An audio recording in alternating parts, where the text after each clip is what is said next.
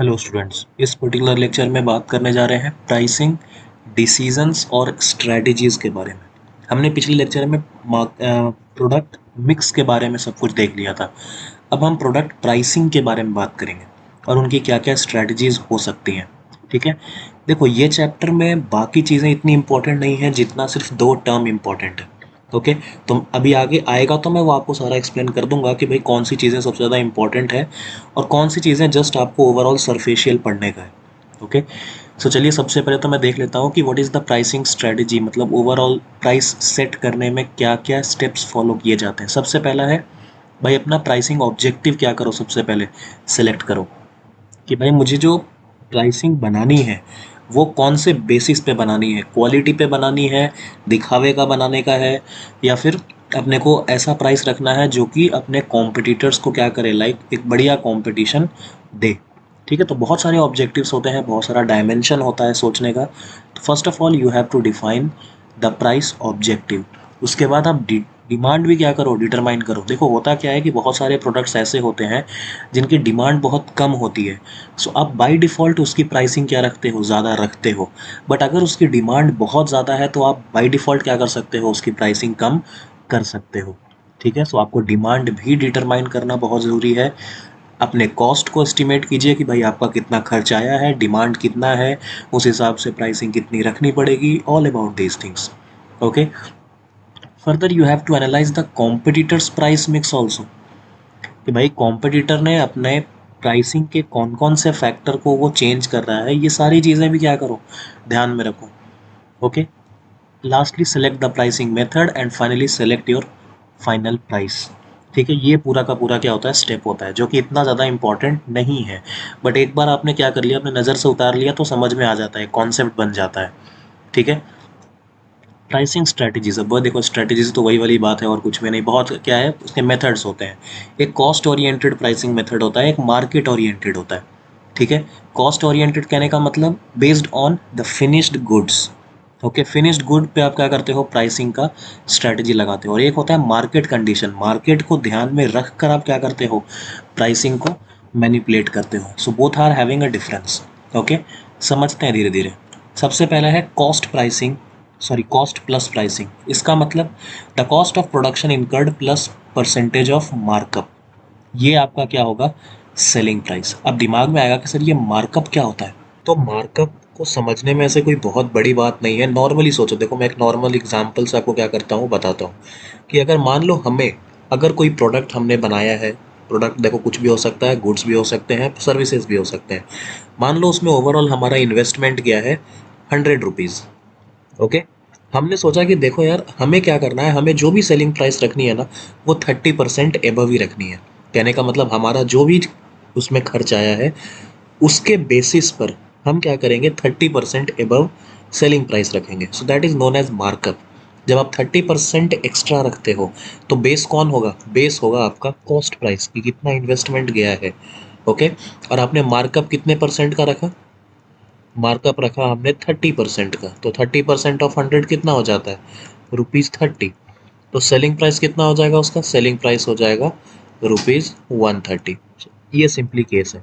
Okay, तो होता कुछ भी नहीं है, अपना जो रेट ऑफ रिटर्न होता है उसको हमें क्या करने के लिए, मैनिपुलेट करने के लिए अलग अलग मार्कअप प्राइसिंग देखी जाती है, या फिर मुझे जिस हिसाब से प्रॉफिट चाहिए होता है उस प्रोडक्ट में, तो वो हमारा डिसीजन होता है कि भाई मैं कितना शुरू में प्रॉफिट का मार्जिन रखूं।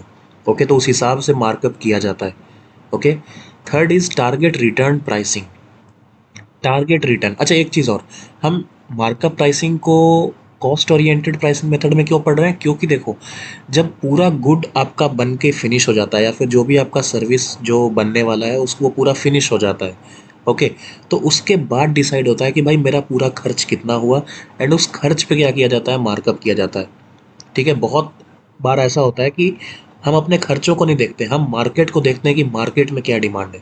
हमारा खर्च ज़्यादा भी हो सकता है, कम भी हो सकता है, तब हम मार्केट के हिसाब से मैनिपुलेट करते हैं। तब हम ये नहीं देखते कि हमारा कितना खर्च आया। ठीक है, यहाँ पर हम ये देख रहे हैं कि हमारा कितना खर्च आया after even the goods is finished. हमें कोई फ़र्क नहीं पड़ता कि मार्केट में क्या चल रहा है, नहीं चल रहा है। हमको बस इतना चाहिए कि हमने जो अपना प्रोडक्ट बनाया है, हम उससे क्या करें, एक पर्टिकुलर परसेंटेज एबव मार्कअप करके ही क्या करें, उसको सेल करें। So that is known as the markup pricing, ये डिफरेंस है। फिर target return pricing, target return कहने का मतलब वही वाली बात है कि भाई रिटर्न ऑन इन्वेस्टमेंट, आपने जो भी इन्वेस्टमेंट किया है उसके हिसाब से, मतलब आप सोचते हो कि नहीं मुझे 6 महीने में अपना इन्वेस्टमेंट वापस चाहिए तो उस हिसाब से प्राइसिंग सेट करोगे। अगर सोचते हो कि नहीं मुझे 1 साल में वो रिटर्न चाहिए तो भाई प्राइसिंग उस हिसाब से सेट करोगे। समझ में आया? तो ये पूरा का पूरा सिनेरियो है। फिर बात करते हैं मार्केट ओरिएंटेड। मार्केट ओरिएंटेड में फिर आप अपना पर्सनल नहीं सोचेंगे। ओके, तो it will be based upon the market condition. एक होता है परसीव्ड वैल्यू, ठीक है, एक कस्टमर के परसेप्शन के हिसाब से आप क्या करते हो, प्राइसिंग डिसाइड करते हो। या फिर बहुत अलग अलग टाइप्स के क्या समझ सकते हो आप, जैसे मैं आपको नॉर्मली बताता हूँ कि कस्टमर से आपने फीडबैक्स ले लिया कि भाई बताओ इसकी प्राइसिंग कितनी होनी चाहिए। सो इन हिसाब से क्या करते हैं उस चीज़ को हम लोग देखते हैं। Further value pricing. देखो वैल्यू प्राइसिंग का मतलब क्या होता है, companies design re-engineered goods to reduce the cost of production and maintain the high quality simultaneously. Value आपको होता है ना, बहुत बार हम कोई प्रोडक्ट खरीदते हैं तो बोलते हो ना value for the price. Okay, तो कहने का मतलब कि भाई वो एक एडवांस्ड प्रोडक्ट है जिसमें क्वालिटी भी अच्छी है और कॉस्ट भी क्या है, कम है। तो वैल्यू के हिसाब से आप क्या रखते हो, प्राइसिंग रखते हो। आपने अपने स्पेसिफिकेशंस देखा कि हमारे जो भी प्रोडक्ट हम ऑफर कर रहे हैं उसकी क्या स्पेसिफिकेशन है और उसके हिसाब से क्या वैल्यू प्रॉपर हो सकती है। ओके, मार्केट के हिसाब से। So that is known as value pricing. फिर आता है going rate pricing. Competitors price considered as a base. जो भी कॉम्पिटिटर, क्योंकि हम अगर क्या करते हैं, अगर हम कोई नए हैं, मान लो अगर आज हम अगर मार्केट में नए हैं तो हम हमेशा देखते हैं कि भाई जो प्रोडक्ट हम ऑफ़र कर रहे हैं हमारे कॉम्पिटिटर्स भी क्या करते हैं, उन्हीं प्रोडक्ट्स को बहुत बार ऑफ़र करते हैं। तो जब हमें कुछ आइडिया नहीं लगता ना, तो सबसे पहले अगर हमें कुछ एक कॉम्पिटिटिव प्राइसिंग बनानी है तो हम सबसे पहले अपने कॉम्पिटिटर्स को देखते हैं जो ऑलरेडी मार्केट में एग्जिस्ट कर रहे हैं, एंड उनके हिसाब से हम क्या करते हैं, अपनी प्राइसिंग को कम या ज़्यादा करते हैं। So that is known as the going rate price. ये भी चीज़, एक ये चीज़ क्या हो सकता है आपके लिए इम्पॉर्टेंट हो सकता है। ठीक है, एक सेकंड रुकना, इसको मैं हाईलाइट ही कर दूँ। ठीक है, इसको क्या बोल सकते हो तुम, this is the going rate price. ठीक है, एक इसको बिल्कुल भी भूल मत जाना। Further competitors price considered as a base. Okay, ध्यान में रखिएगा, सिर्फ इस चीज़ को अच्छे से ध्यान में रखने का है। ठीक है, competitors price will be considered as a base in setting the price. फिर आता है एक्शन टाइप प्राइसिंग। अब एक्शन टाइप प्राइसिंग में क्या होता है, बाई और sell goods using the internet. आपने OLX, क्विकर, ठीक है, magicbricks.com, तो ये सारी चीज़ें आपने सुनी होगी। सो अगर आप क्या करते हो इंटरनेट के थ्रू, अगर आप अपने गुड्स को सेल करते हो या फिर अपने सर्विसेज को सेल करते हो, दैट इज़ एक्शन टाइप। ये चीज़ भी क्या है सकता है, एक चीज़ इंपॉर्टेंट हो सकती है। ठीक है, बट इतना भी इंपॉर्टेंट नहीं है। ओके, लास्टली मैं बात करता हूँ डिफरेंशियल प्राइसिंग की। डिफरेंशियल प्राइसिंग में क्या होता है ना कि अलग अलग टाइम में अलग अलग जगहों पर आप उसी प्रोडक्ट को अलग अलग प्राइस में बेच देते हो। बहुत बार आपने देखा होगा, जनरली ये सॉफ्टवेयर्स में होता है, जब मैं ये, या फिर जब आप सोचते हो कि बिजनेस टू बिजनेस में बहुत ज़्यादा होता है ये सारी चीज़ें। होता क्या है, देखो, जनरली मान लो एक सॉफ्टवेयर है। अगर एक सॉफ्टवेयर है तो मान लो कि अगर सामने वाले क्लाइंट पे डिपेंड करता है कि वो कितना प्रॉपरली मार्केट में स्टैब्लिश है। भले ही आपकी प्रोडक्ट क्या होगी, 100 रुपये की होगी, बट अगर आपके पास कोई बहुत बढ़िया क्या हो जाता है, एक मार्केटर मिल जाता है आपको, तो आप क्या करते हो, आप उस प्रोडक्ट को बहुत बढ़ा चढ़ा के बता देते हो। ठीक है, एंड बढ़ा चढ़ा के बताने के बाद आप क्या करते हो, उस 100 रुपये की चीज़ को आप इवन 10,000 में भी बेच देते हो। क्यों? क्योंकि वो सामने वाला उस चीज़ के लिए कैपेबल है। आप देख रहे हो कि भाई इसका मार्केट अच्छा है, इसके पास पैसे की कमी नहीं है, तो आप अपने हिसाब से क्या करते हो, आप मोल्ड करते हो अपने प्राइसिंग को। समझ में आया? तो आप 100 का 10,000 भी क्या कर सकते हो, बेच सकते हो, दैट डिपेंड्स। और वही प्रोडक्ट अगर मान लो कोई एक बहुत नया एक कोई इंसान है जो कि सेम प्रोडक्ट लॉन्च करने वाला है एंड वो आपको अप्रोच किया है, तो आपको पता है कि भाई इसकी कंडीशन ख़राब है, तो आप 100 का सिर्फ क्या लोगे, 1000 लोगे, ओनली 1000। तो भाई आप उसी प्रोडक्ट को किसी को 10,000 में दे रहे हो, किसी को आप किस में दे रहे हो, 1000 में दे रहे हो। एक तो ये चीज़, ठीक है, इट डिपेंड्स अपॉन कि भाई आप किसको ऑफर कर रहे हो। वैसे ही एरिया, कि भाई अगर आप क्या करते हो, मान लो आज इंडिया में बेच रहे हो तो प्राइसिंग आपकी कुछ और होगी। अगर वही यूएस का क्लाइंट मिल जाता है आपको, तो भाई यूएस वाले को फिर उतना ही तुम डॉलर्स में बेच दोगे। ठीक है, ये चीज़ भी पॉसिबल है। और एक बहुत इंपॉर्टेंट, जो कि टाइम के रिस्पेक्ट में, टाइम, जैसे अभी जैसे आप हम अपने कोर्स की बात करते हैं, बहुत बार क्या होता है ना कि जैसे देखो, मान लो हम अपना कोर्स अप्रैल से चला रहे हैं। ठीक है, अप्रैल में मान लो कोई एक बैच आया, फिर बाद में एक बैच आया, फिर बाद में एक बैच आया, तो भाई जो बैच अप्रैल में था, ऑफ कोर्स उसको एक बहुत क्या होगा, एक एज मिलेगा, यस और नो। सो वो अप्रैल से लेकर कहाँ तक वो प्रिपेयर किया, मान लो कि आपका एग्ज़ाम अक्टूबर में होने वाला है, तो भाई अप टू सितंबर तो वो प्रिपेयर करेगा, तो उसके पास से कितने महीने का समय मिल गया, 5-6 महीने तो मिल गए, 5 महीने मान के चलते हैं। तो कोई एक कोर्स को 5 महीने यूज़ कर रहा है, तो भाई ऑफकोर्स उसके लिए प्राइसिंग ज़्यादा रखोगे, क्योंकि उसमें स्ट्रीमिंग ज़्यादा होगी, वो ज़्यादा दिन तक उसको यूज़ करेगा, तो उसका जो हमारा एक कॉस्ट आता है, जो भी एक कॉस्ट इनकर होता है, ऑफकोर्स उनके लिए ज़्यादा होता है। समझ में आया? लेकिन अगर कोई बहुत रिसेंट में ज्वाइन करता है, ठीक है, उसको कोर्स सिर्फ 1 महीने ही यूज़ में लेना है, तो ऑफ कोर्स उसके लिए हमारे पास कॉस्ट क्या होगा, कम इनकर होगा। तो हो सकता है कि हम उनको क्या कर सकते हैं, कम प्राइस में दे सकते हैं। ठीक है, तो ये सारी चीज़ें होती है कि विथ रिस्पेक्ट टू टाइम भी प्राइसेस क्या कर सकते हैं आप, अलग अलग डिफरेंट ग्रुप्स के लिए आप अपने प्राइसेस को वेराई कर सकते हैं। ठीक है, तो ये सारी चीज़ें on the basis of market condition है।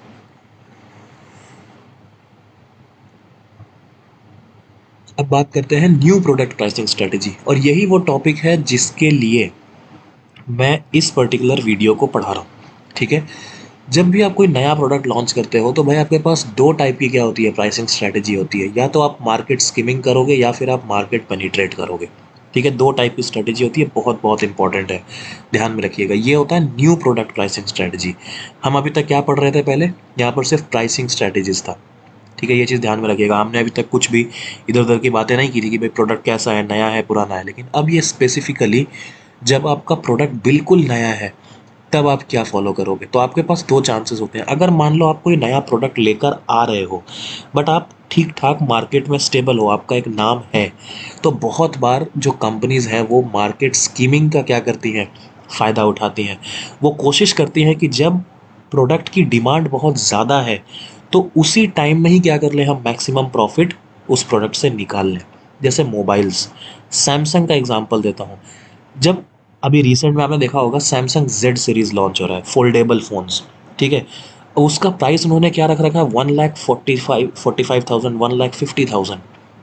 तो उन्होंने क्या किया, उन्होंने उसी प्रोडक्ट का मार्केट स्किमिंग किया। उनको पता है कि भले ही मुझे इस प्रोडक्ट को बनाने में 30-35,000 का ही खर्चा आया है, बट उन्होंने उसकी प्राइसिंग कितनी रखी, 1.5 लाख। सो इस प्यार को तुम क्या नाम दोगे, इस प्यार को नाम दोगे मार्केट स्कीमिंग प्राइस। ओके, तो ये सारी चीज़ें ध्यान में रखो।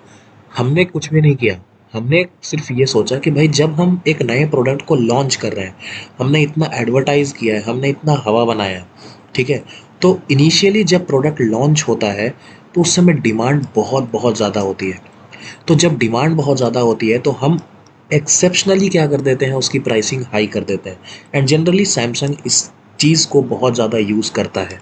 ओके, आप देखिएगा कि बस जैसे ही उसकी डिमांड कम हो जाती है मार्केट में, या फिर उस पर्टिकुलर प्रोडक्ट का रिव्यू ख़राब आने लग जाता है, तो जस्ट देखना 3-4 महीने में प्रोडक्ट का डिमांड बिल्कुल डाउन हो जाता है, एंड वो प्राइसिंग 1.5 लाख से वो तुरंत 1 लाख कर देंगे। ठीक है, अलग अलग तरीके के आपको ऑफर्स देना स्टार्ट कर देंगे। समझ में आया? So that's why initial phase में जब प्रोडक्ट नया है, उस समय ऑफ कोर्स अगर आपने कुछ बढ़िया रिसर्च एंड डेवलप करके कुछ नया टाइप का प्रोडक्ट आपने लॉन्च किया है, सो वो क्या करते हैं, इनिशियल डिमांड्स का फ़ायदा उठाते हैं। That is only known as the market skimming. Okay, firstly the product quality and image must support its higher price. अब देखो वही वाली बात है कि आपने बहुत ज़्यादा प्राइसिंग रख तो दी, लेकिन एटलीस्ट उस हायर प्राइस को आपका ब्रांड इमेज और आपका प्रोडक्ट क्वालिटी सेटिस्फाई भी करना चाहिए। अब उन्होंने क्या किया, ब्रांड इमेज तो है ही भाई, सैमसंग का ऑफ कोर्स बाय डिफ़ॉल्ट एक ब्रांड इमेज है, तो वो उस चीज़ का फ़ायदा उठा सकते हैं। Next is product quality. Of course product quality एक नहीं है, उन्होंने एक फोल्डेबल फ़ोन लॉन्च किया है जो कि काफ़ी छोटा है, पॉकेट फ़ोन जैसा है। ठीक है, एंड सारे फीचर्स हैं, बहुत एक्सेप्शनल फीचर्स मान लो दे सकते हैं वो। ठीक है, तो ये सारी चीज़ें ध्यान में रखो कि प्रोडक्ट क्वालिटी भी उसको मैच करनी चाहिए फॉर दैट स्कीमिंग स्ट्रैटेजी। ये नहीं हो कि भाई प्रोडक्ट बिल्कुल रद्दी बना दिया है और मार्केट स्कीमिंग कर रहे हैं, तो ऐसी स्ट्रैटेजीज बिल्कुल भी वर्क नहीं करती हैं। Okay, second is market penetration pricing. Market penetration का शुरू से मैंने एग्जांपल दिया है जियो का। 2016 में जियो ने क्या कर दिया, मार्केट पेनिट्रेशन की स्ट्रैटेजी को ही अपनाया, एंड जितने भी उसके कॉम्पिटिटर्स थे सबको वाइट वॉश कर दिया। ओके, सो इन्होंने कुछ भी नहीं किया, इनिशियली बहुत लो प्राइस क्या किया, उस पर्टिकुलर प्रोडक्ट का सेट किया। Okay, in order to connect trade with the market, और even to deeply to attract the large customer care numbers of the buyers quickly and win a large market share, ये इनका main motto था, win a large market share. जब क्या होता है कि जब आपकी एक मेन एम होती है, ठीक है, ये इंग्लिश थोड़ा सा देख लेना यार, वॉइस टाइप में थोड़ा सा उल्टा सीधा हो गया होगा, ठीक है, कि जब आपका एक स्ट्रेटजी होता है कि भाई मुझे क्या करना है, मैं नया हूँ इस मार्केट में, मुझे इस पूरे मार्केट में अच्छा खासा शेयर बनाना है, तो मैं प्राइसिंग ऐसी रख दूंगा ना कि भाई सामने वाला लेने से पहले सोचेगा नहीं। एक बहुत बढ़िया एग्जांपल देता हूँ for text book. Text book का नाम आपने सुना होगा। इनिशियली इनिशियली जब ये मार्केट में आए थे तो इनकी प्राइसिंग कंसिडरेबली थोड़ी हाई होती थी। ऑफ कोर्स आज ब्रेनरी ग्रुप भी मार्केट में नया आया है तो थोड़ी सी प्राइसिंग आपको शायद हाई लग सकती है, ठीक है, क्योंकि इनिशियल फेज़ में है। इनिशियल फेज़ में ऑपरेशनल कॉस्ट बहुत ज़्यादा होता है, बहुत अलग अलग टाइप के कॉस्ट इनकर होते हैं, बहुत डेवलपमेंट में बहुत ज़्यादा कॉस्ट जाता है। You can not believe that even lakhs of rupees directly spend होते हैं, ठीक है।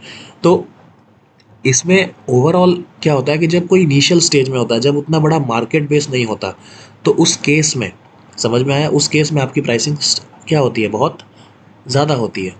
लेकिन मान लो अगर आपके पास कस्टमर बेस बहुत ज़्यादा है, the same thing I am telling you, text book ने भी एग्जैक्टली यही किया। इन्होंने अपना एक फोकस किया, एक स्पेशलाइजेशन का इन्होंने स्ट्रेटजी अपनाया। स्पेशलाइजेशन क्या, ये सीआरएम में समझोगे कि भाई स्पेशलिस्ट्स कौन होते हैं और जनरलिस्ट्स कौन होते हैं, ठीक है, वहाँ पर सारी स्ट्रेटजी आपको समझाई जाएगी, ठीक है। तो ये होते हैं स्पेशलिस्ट। इन्होंने फोकस किया शुरू शुरू टाइम पे सिर्फ और सिर्फ टेस्ट पे, ठीक है, वीडियो कोर्स तो अब आने लग गए हैं इनके, ठीक है। तो पहले क्या था, सिर्फ और सिर्फ टेस्ट आते थे, तो इन्होंने अपना एक सेगमेंट बना लिया कि भाई मैं सिर्फ क्या करूँगा, मैं वीडियो कोर्स पे फोकस नहीं करूँगा, मैं सिर्फ और सिर्फ क्या करूँगा, टेस्ट पे फोकस करूँगा एंड उसको इम्प्रूव करने की कोशिश करूँगा, ओके। तो इनका जो बेस था वो सिर्फ टेस्ट देना था, तो भाई इन्होंने क्या किया, अपना जो पूरा काम है वो सब कुछ टेस्ट पे ही दिया। एंड प्राइसिंग इन्होंने ऐसी रख दी कि भाई बाकी लोग सोचेंगे ही नहीं कि ठीक है यार 200-250 की तो बात है, खर्च कर लेते हैं, इवन साल भर सारे एग्जाम के लिए free. That is known as market penetration pricing strategy, okay, that is known as market penetration. ध्यान में रखिए, कुछ भी नहीं होता है, अपने जो भी कॉम्पिटिटर्स हैं उनसे मार्केट शेयर एक्वायर करने के लिए हम एक ऐसा प्राइसिंग रख देते हैं कि भाई कस्टमर सोचता भी नहीं है कि भाई मैं इसको स्पेंड करूं या ना करूं। तो आज इसी वजह से उसका कस्टमर बेस बहुत ज़्यादा है। मान लो पहले गेट की कोचिंग के लिए, आज भी है, ऐसा नहीं है कि नहीं है, आज भी है कि आप अगर जब गेट की क्या करते हो, मान लो अगर कोई कोचिंग लेते हो या फिर जो भी है, तो ऑफ कोर्स एक टेस्ट सीरीज ज़रूर लोगे आप खुद को इन्हांस करने के लिए। तो जब आप गेट की कोई भी टेस्ट सीरीज लेते हो ना, almost they will cost around 1000-1500, कुछ इसके आसपास ही क्या करते हैं, वो कॉस्ट करते हैं, ओके। तो जब इसके आसपास वो कॉस्ट करते हैं तो इससे क्या हमें देखने को मिलता है कि अगर हम कोई एक ऐसा प्रोडक्ट लॉन्च कर दें जिसमें हर एक एग्ज़ाम इंक्लूड हो जाए, कि भाई अलग अलग एग्ज़ाम के लिए किसी को कोई परचेस करना ही नहीं पड़े, एक पास बना के रख दिया है कि भाई 1 साल के लिए पास है, आपको जो एग्ज़ाम देने का मन है वो दो। समझ में आया। और प्राइसिंग भी उनसे बहुत कम रख दी, मतलब सिर्फ 200-250 में आप 1 साल का सब्सक्रिप्शन ले सकते हो, ये चीज़ समझिए। तो भाई कोई एक बच्चा है जिसको एक ही एग्ज़ाम के लिए 1500 रुपये देने पड़ रहे हैं जीएसटी वीएसटी लगाकर, और कोई एक प्रोडक्ट ऐसा है जिसमें 250 में ही साल भर का काम चल जा रहा है और कोई सा भी एग्ज़ाम दे सकते हैं, दूसरे एग्ज़ाम की टेस्ट लेने की ज़रूरत ही नहीं है। समझ में आया। So that is known as market penetration. The same thing had done Jio also. Jio ने भी जब, जहाँ पर एयरटेल 350 रुपीज़ का 1 GB ऑफर करता था, ये 200 रुपये में अनलिमिटेड नेट ऑफर करना स्टार्ट कर दिया था इसने। दैट इज़ नोन एज मार्केट पेनिट्रेशन एंड पूरा का पूरा मार्केट शेयर इसने एक्वायर करके रख लिया। वैसा ही टेक्स्ट बुक का है, क्वालिटी क्या है नहीं है इस पे बात नहीं करेंगे, ठीक है, बट द थिंग इज़ कि भाई जो टेस्ट सीरीज़ का जो मार्केट है उसमें उसने क्या कर लिया, एक बढ़िया मार्केट शेयर उसने एक्वायर कर लिया, ठीक है। तो ये सारी चीज़ें हैं, तो ध्यान में रखिए। मार्केट पेनिट्रेशन का सबसे बढ़िया एग्जांपल है एक टेक्स्ट बुक और दूसरा जियो। जियो पहले है, टेक्स्ट बुक बाद में, ठीक है, जियो पहले आया था, टेक्स्ट बुक बाद में आया था। Now next, product mix pricing strategy. देखो प्रोडक्ट मिक्स के बारे में तो हमने ऑलरेडी सब कुछ बता दिया, जहाँ पर हमने प्रोडक्ट लाइंस की बात करी थी, ठीक है। तो इसमें भी बहुत सारे स्ट्रेटजीज होते हैं जिसको डिस्कस कर लेते हैं। देखो एक तो प्रोडक्ट लाइन प्राइसिंग होता है, आपने बहुत बार देखा होगा कि एक ही लाइक उनका एक सेगमेंट है बाइक्स, एक कंपनी है सॉरी, बजाज। अब बजाज के बहुत सारे प्रोडक्ट्स आते हैं, तो एक प्रोडक्ट लाइन उनका कौन सा है, बाइक्स का, ओके।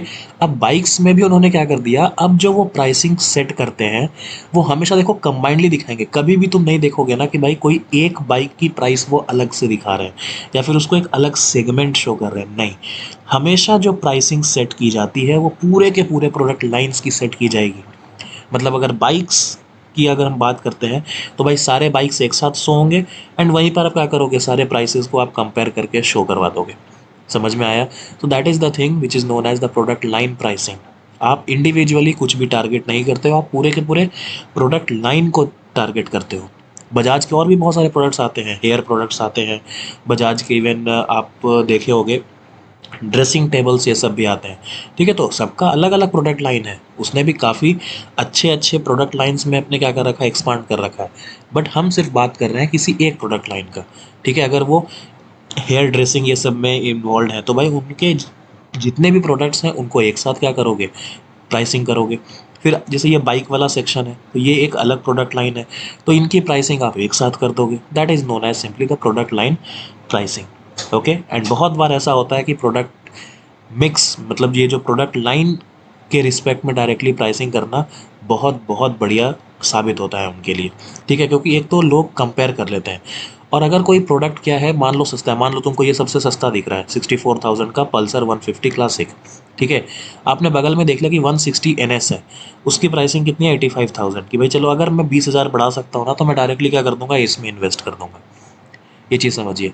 ठीक है, फिर इसको देखा तो नहीं लगा कि नहीं यार ये थोड़ा ज़्यादा अच्छा लग रहा है, 10,000 और लगाऊंगा तो ये वाला आ जाएगा।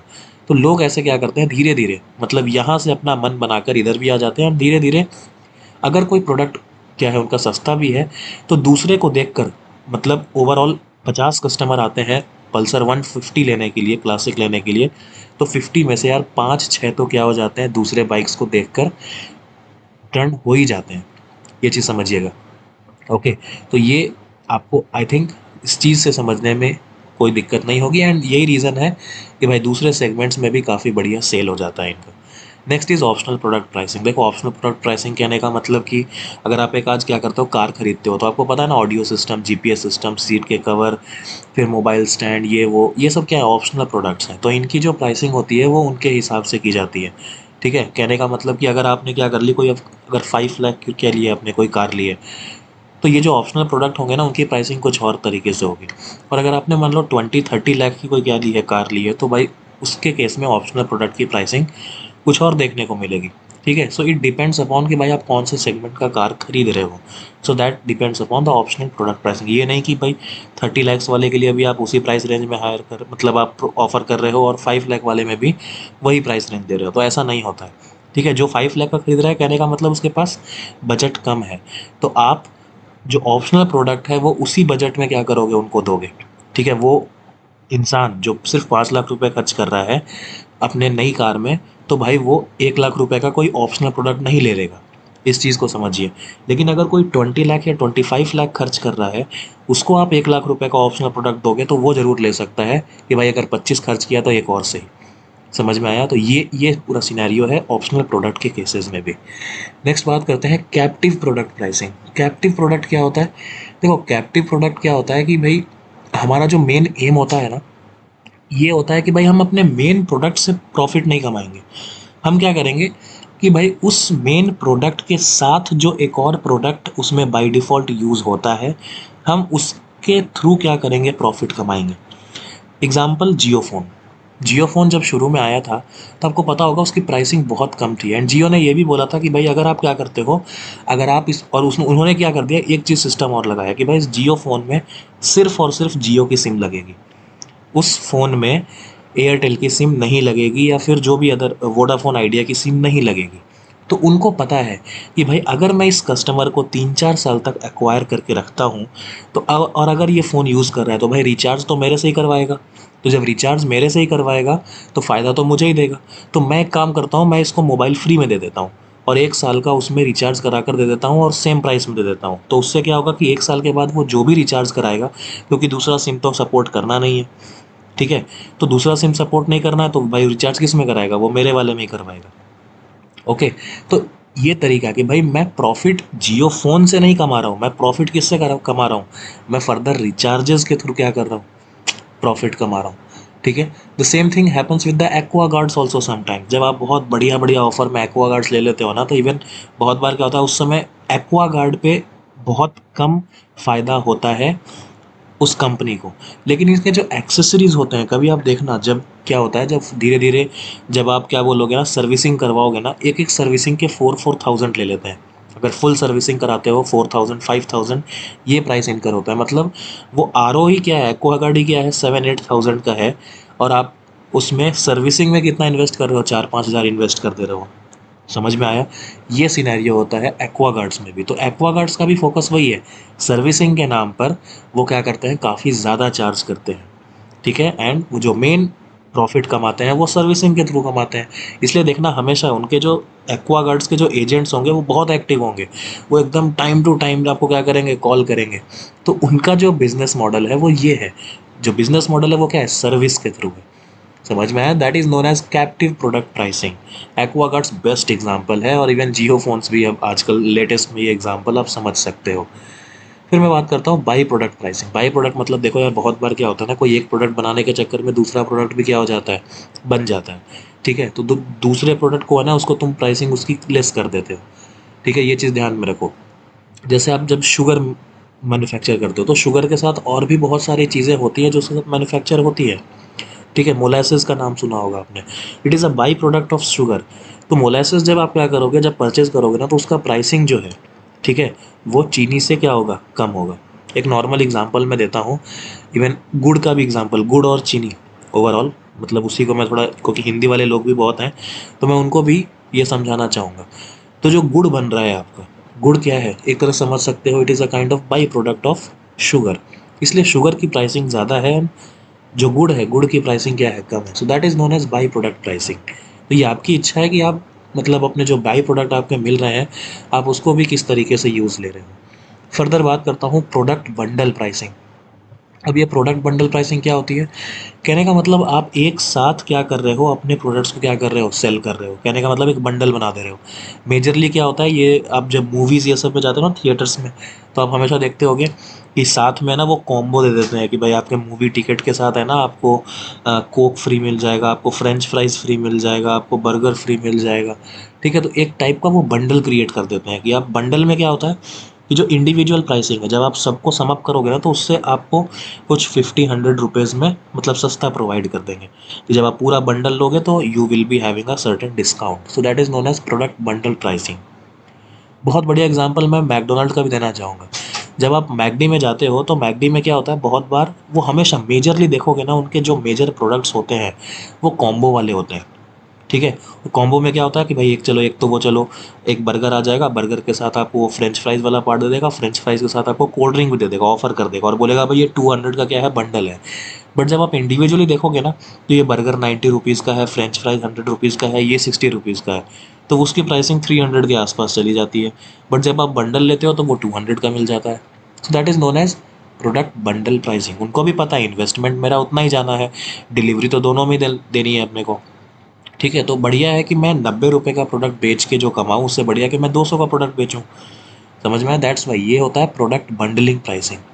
तो ये सारी चीज़ें ध्यान में रखिए। ये पूरे क्या है, ये 5 टाइप के इम्पोर्टेंट आपके क्या थे, प्रोडक्ट मिक्स प्राइसिंग स्ट्रेटजीज थे। ऊपर वाला क्या था, हमने न्यू प्रोडक्ट प्राइसिंग स्ट्रेटजी पढ़ा था। तो अलग अलग टाइप के प्राइसिंग स्ट्रेटजी होते हैं और कुछ भी नहीं। फिर आता है प्राइस एडजस्टमेंट स्ट्रेटजी, कि भाई प्राइस एडजस्ट किस कौन कौन से तरीके से की जाती है। तो देखो, एडजस्टमेंट का बहुत सारा तरीका होता है। फर्दर बाद में आप कस्टमर को रिवॉर्ड देने के लिए डिस्काउंट देते हो, अलाउंसेस दे देते हो। ठीक है, ये सब पढ़ लेना यार। ठीक है, मैं बहुत ज़्यादा इसको इलेबोरेट नहीं करूँगा क्योंकि उस तरीके से ये इंपॉर्टेंट नहीं है, दैट्स वाई। फिर सेगमेंटेड प्राइसिंग। सेगमेंटेड प्राइसिंग कहने का मतलब जो कस्टमर सेगमेंट है, सिर्फ उसको ही क्या कर रहे हो, आप प्राइस एडजस्ट कर रहे हो। फिर product from pricing, location based भी आप दे सकते हो, टाइम बेस्ड भी दे सकते हो, इट डिपेंड्स। फिर होता है साइकोलॉजिकल प्राइसिंग। साइकोलॉजिकल प्राइसिंग इसको पढ़ लेना है, ये चीज़ इंपॉर्टेंट है। Consider psychology of prices and not the economies. आप क्या करते हो, आप जानबूझकर आप a product can be sold at a higher price than its actual worth to indicates its speciality। कहने का मतलब आपको अगर बताना होता है ना कि भाई ये प्रोडक्ट स्पेशल है, तो आप जानबूझ के क्या करते हो, उसकी प्राइस बहुत ज़्यादा हाई रख देते हो। तो जो लोग ये विश्वास करते हैं कि भाई जो महंगा है वो अच्छा होता है, तो वो क्या करते हैं, ऐसे लोगों के साइकोलॉजी के साथ खेलते हैं। समझ में आया? तो that is known as the psychological pricing. Okay, ये चीज़ ध्यान में रखिएगा। एक होता है प्रोमोशनल। प्रोमोशनल में क्या होता है, शुरू शुरू के टाइम पे जब आप मार्केट में आ रहे होते हो ना, तो उस समय बहुत ज़्यादा ह्यूज डिस्काउंट रख देते हो, या फिर बहुत बार सेल चलाते हो। ठीक है, तो टेम्पररी बेसिस पे क्या होता है, वो प्राइस एडजस्टमेंट होता रहता है। That is known as the promotional pricing, और ये बहुत शॉर्ट टर्म के लिए होता है। जोग्राफिकल प्राइसिंग, जोग्राफिकल प्राइसिंग में भी ध्यान में रखो, अलग अलग तरीके का होता है कि अगर मान लो आप ट्रांसपोर्टेशन कॉस्ट मान लो, बोलते हो मैं बियर कर लूँगा, फिर बोलते हो कि भाई हम क्या करते हैं, आप ऑल ओवर इंडिया में कहीं भी मंगाइए सेम कॉस्ट लगेगा, एक इस टाइप का आप ऑफ़र दे सकते हो। फिर होता है वो कि भाई आप जोन वाइज ऑफ़र दे सकते हो कि भाई अगर कोई बेंगलुरु में है, कोई मेट्रो सिटीज़ में है, तो उनके लिए क्या होगा, सस्ता पड़ेगा, क्योंकि जो बाकी सेकंड टायर सिटीज़ हैं उसमें हमें डिलीवर करने में चार्जेस एक्स्ट्रा लगते हैं। ठीक है, तो भाई ऐसे भी आप प्राइस एडजस्टमेंट कर सकते हो जोन वाइज। फिर होता है basic point pricing. Basic point, all charges calculated with reference to a basic point. मतलब एक बेसिक चार्ज के रिस्पेक्ट से आप क्या करते हो, आप प्राइसिंग ऑफर कर देते हो। And lastly flight absorption pricing.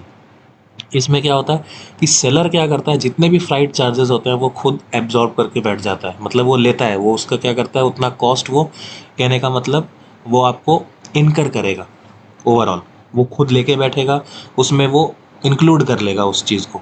ठीक है, तो ये सारा फ्लाइट एब्जॉर्प्शन, ये सब इतना इंपॉर्टेंट नहीं है, दैट्स वाई मैं इतना ज़्यादा फोकस नहीं कर रहा है इस पर। ठीक है, lastly dynamic pricing. Dynamic pricing भी है कि आप क्या कर, जैसे मैं बताता हूँ, एयर फेयर्स। जब आप एरोप्लेन से कभी भी ट्रैवल करते हो, बाई एयर ट्रैवल करते हो, उसमें डायनेमिक प्राइसिंग होती है कि आप जितना, लाइक जितना पहले आप लोगे तो प्राइसिंग क्या होगी, सस्ती पड़ेगी, और जितना क्लोजली, लाइक अगर आपको कल की ही टिकट चाहिए तो भाई बहुत महंगी पड़ जाती है। That is known as the dynamic pricing. फिर होता है इंटरनेशनल प्राइसिंग। अब इंटरनेट, ये सब अपना नॉर्मली पढ़ लेना, रूल्स एंड रेगुलेशंस क्या होते हैं, अलग अलग गवर्नमेंट के अलग अलग होते हैं कंट्रीज़ में। So that's why international pricing हमें देखनी पड़ती है। ठीक है, फिर मैं बात करता हूँ लॉस लीडर प्राइसिंग की। Product is priced lower to attract customer to the store in hope that they will buy other items at normal markup. इसमें देखो क्या होता है कि अगर आप क्या करते हो, किसी एक प्रोडक्ट को दिखाते हो, जैसे देखते हो ना बहुत बार जब आप शॉप के बाहर जाते हो ना, तो लिख रखा होता है up to 70% discount, up to 80% discount. ठीक है, लेकिन जब आप अंदर एंटर करते हो तो वो बहुत ये खराब खराब कपड़े होते हैं ना एकदम, बिल्कुल जो मतलब एक भी पसंद नहीं आते हैं, उसमें 80% होता है। ठीक है, और जैसे ही अंदर जाते हो, क्योंकि वो शोरूम में तुम अंदर घुस चुके हो, और बाकी जो उनके प्रोडक्ट्स होते हैं वो सिर्फ 10% डिस्काउंट पे होते हैं, ऐसा पोपट बनाते हैं ना बहुत जगह, तो इसको बोलते हैं लॉस लीडर प्राइसिंग। ठीक है, तो इसमें क्या होता है कि मतलब आप शोरूम में घुस चुके हो, अब आपके मतलब इज्जत पे आ गई है कि अगर आप कुछ नहीं खरीदोगे ना, तो भाई फिर वो सामने वाला लगेगा कि भाई पता नहीं कैसा है ये फिर। ठीक है, तो आपको थोड़ा मतलब, जो लोग थोड़े से इमेज कॉन्शियस होते हैं वो सोचते हैं कि भाई कुछ तो अब लेकर जाना ही पड़ेगा। ठीक है, तो वो क्या करते हैं, वो जो नॉर्मल मार्कअप होती है उनकी, सेलर्स की जो नॉर्मल मार्कअप होती है, जो एक मतलब अच्छा खासा प्रॉफिट इंक्लूड करके वो सेलिंग प्राइस क्या करते हैं, मार्कअप करते हैं। आपको उस प्रोडक्ट, मतलब भले ही चीपेस्ट प्रोडक्ट भले आप परचेज करके जाते हो, बट मार्कअप प्राइस पे आप परचेज करके जाते हो। समझ में आया? सो दैट्स वाई वो अट्रैक्ट करते हैं कस्टमर को बहुत हेवी डिस्काउंट दिखाकर, बट लास्ट में वो कोशिश करते हैं कि वो ना लेकर आप क्या करो, दूसरे प्रोडक्ट को बाई कर लो मार्कअप प्राइस पे। That is known as loss leader pricing. इस चीज़ को स्टार मार्क कीजिएगा। काफ़ी मतलब ऐसे लोगों को थोड़ा सा समझ में नहीं आता है, ये थोड़ा अलग ट्रेंड का क्वेश्चन है, बोल सकते हैं। तो इस चीज़ को ध्यान में रखिएगा। बहुत ज़्यादा इंपॉर्टेंट तो नहीं बोल रहा, बट फिर भी अपने टर्म्स में ये क्या है, इम्पॉर्टेंट है। ओके, फिर होता है प्रीडेटरी प्राइसिंग। प्रीडेटरी प्राइसिंग क्या होता है, illegal practice of setting unreasonably low price to force competitors out of the business. Generally China करता है ये इंडिया में। ठीक है, आपने नाम सुना होगा डंपिंग प्राइसिंग का। तो dumping pricing is a part of predatory pricing. ठीक है, तो प्रीडेटरी प्राइसिंग में कुछ नहीं होता, इलीगल प्रैक्टिस किया जाता है या फिर जानबूझकर। ठीक है, एक पर्टिकुलर लेवल से प्राइसिंग इतनी कम कर दी जाती है कि उस एक्चुअल मार्केट में, मतलब अगर आप किसी देश में क्या कर रहे हो, आप मतलब एक्सपोर्ट कर रहे हो, ठीक है, और वहाँ पे उनके लोकल मार्केटर्स वही प्रोडक्ट मान लो 1000 रुपीज़ में बेच रहे हो, और आप वही प्रोडक्ट एक्सपोर्ट करने के बाद भी सिर्फ 700 800 में दे रहे हो। समझ में आया? तो this is known as illegal practice. आप 1000 रुपीज़ से उस प्रोडक्ट का दाम कम नहीं कर सकते हो। ठीक है। अदरवाइज क्या होगा कि वहाँ के लोकल मार्केटर्स अफेक्ट होंगे, वहाँ के लोकल मार्केटर्स बोलेंगे कि भाई ये क्या चल रहा है, गवर्नमेंट तो कुछ इस चीज़ पे ध्यान दे ही नहीं रही है, हमारा लॉस हो रहा है। ठीक है। So that is known as predatory pricing, जब आप इलीगल तरीके से अनरीजनेबली लो प्राइस आप क्या कर देते हो मार्केट में, उस पर्टिकुलर प्रोडक्ट का उस पर्टिकुलर सेगमेंट में आप रख देते हो, just to force out your competitors in that business. ठीक है। अब क्वेश्चन आता है कि भाई इंडिया में ऐसा कौन सा कमीशन है जो इस चीज़ पे ध्यान देता है। ठीक है। तो इसका नाम है कॉम्पिटिशन कमीशन ऑफ इंडिया। ध्यान रखिएगा, ये चीज़ इंपॉर्टेंट है। ठीक है। ये चीज़ ध्यान में रखिए, मार्केटिंग के टर्म्स में कंपटीशन कमीशन ऑफ इंडिया को मत भूल जाइएगा, इट इज़ वेरी इम्पॉर्टेंट। और ये क्या काम करता है, ये कुछ काम नहीं करता, ये काम सिर्फ देखता है कि भाई जो भी बाहर से इम्पोर्टेड मटेरियल्स आ रहे हैं, भाई अगर कोई बाहर से एक्सपोर्ट कर रहा है तो आपके लिए तो इम्पोर्टेड ही हुआ ना। तो अगर कोई इम्पोर्टेड मटेरियल आ रहा है तो उसकी प्राइसिंग मार्केट प्राइस से बहुत कम नहीं होनी चाहिए। ठीक है। अदरवाइज़ क्या हो जाएगा कि भाई बाहर के प्रोडक्ट्स को ज़्यादा क्या करेंगे, लोग प्रीफर करने लग जाएंगे, आपका मार्केट शेयर वो एक्वायर कर लेंगे, आपके देश की तरक्की नहीं होगी। सो दैट्स वाई एक अलग से कमीशन है इंडिया का जो कि इन सब चीज़ों को देखता है। एंड स्पेशली चाइना पे इसलिए ही बहुत बार क्या होता है, बहुत बार इन पे टैक्सेस लगा दिए जाते हैं। ठीक है। और बहुत बार इसी चक्कर में कहासुनी भी हो जाती है बिटवीन द मिनिस्टर्स। तो ये चीज़ पे ध्यान में रखिए। तो एक बहुत बढ़िया टर्म है डंपिंग। डंपिंग ध्यान में रखिएगा, डंपिंग में कुछ नहीं होता। Dumping is the practice of pricing product in host country. Host country मतलब जहां आप एक्सपोर्ट कर रहे हो, below the cost and less than the prices offered by the marketers in the home country. ठीक है। तो वही कंट्री के लिए जो उस कंट्री के जो लोग हैं, जो वहाँ के लोग हैं, वो जो प्राइस ऑफर कर रहे हैं आप उससे भी क्या कर देते हो, कम प्राइस दे देते हो। जैसे अगर मान लो इंडिया में अगर पहले बहुत सारे फ़ोन्स थे, लाइक माइक्रोमैक्स हो गया, लावा कंपनी, ये सब सारे फ़ोन्स थे ना पहले, जियोनी वियोनी, ये तो सब तो चाइनीज़ थे। बट जैसे लावा कंपनी ये सब जो था, तो वो पहले जो भी लाइक अपने मोबाइल्स को ऑफ़र कर रहे थे, जिस भी प्राइसिंग में अब वो ऑफ़र कर रहे थे, जैसे ही चाइनीज़ कंपनी आई उन्होंने बढ़िया स्पेसिफिकेशन देना स्टार्ट कर दिया, बढ़िया मतलब बैटरी बैकअप देना स्टार्ट कर दिया, और इवन प्राइस भी उससे कम रख दिया। तो भाई कोई लावा का फ़ोन क्यों प्रीफर करेगा, ऑफकोर्स वो चाइनीज़ प्रोडक्ट क्या करेंगे, प्रीफर करेंगे। सो धीरे धीरे क्या हो गया, जो इंडियन मेड गुड्स थे वो धीरे धीरे डिटोरिएट होते चले गए, बहुत सारे तो बंद हो गए। ठीक है। ये सारी चीज़ें ध्यान में रखो। सो इन सारी चीज़ों को देखने के लिए कौन है इंडिया में, competition commission of India. Even government भी जियो को क्यों सपोर्ट करता है, because they have to even see also कि भाई जो बाकी कॉम्पिटिटर्स लाइक वोडाफोन आइडिया को देख लो, ऑफकोर्स इसका जो पैसा होता है वो बाहर जाता है, फॉरेन में जाता है। तो भाई अगर सरकार क्या करेगी, मेड इन इंडिया प्रोडक्ट्स को ज़्यादा क्या करेगी, प्रीफर करेगी। दैट्स वाई गवर्नमेंट बहुत बार जियो को फेवर भी करती है। ओके। किसके तहत, मेक इन इंडिया प्रोजेक्ट्स के तहत। Okay. Dumping is the financial world occur when a company or a country exports its product at a price lower than its the domestic price. Simply ये एक term हो सकता है जो कि आपके एग्जामिनेशन में आ सकता हो। ठीक है। ये चीज़ ध्यान में रखिएगा। तो आई थिंक इससे काफ़ी कुछ आपको समझ में आया होगा। और एक चीज़ ध्यान में रखिए, pricing during product life cycle. Product life cycle का देखो प्राइसिंग क्या होता है वो सब कुछ आपको ऑलरेडी पता है। जब इंट्रोडक्शन फेज में होता है ना, तो देखो वही आपको मैंने बता दिया, न्यू प्रोडक्ट डेवलपमेंट। जब आप इंट्रोडक्शन नया प्रोडक्ट लेकर आते हो तो आपके पास दो ऑप्शन होते हैं, एक स्कीमिंग की और एक पेनिट्रेशन प्राइसिंग की। ठीक है। जब आप ग्रोथ स्टेज में होते हो तो आपको प्राइसिंग मेंटेन करके रखनी होती है। ठीक है। मतलब आपका जैसे जैसे सेल्स आपका ऊपर जाता है, धीरे धीरे प्रोडक्ट की प्राइसिंग आप धीरे धीरे कम करते हो, कॉम्पिटिटिव बनाने की कोशिश करते हो।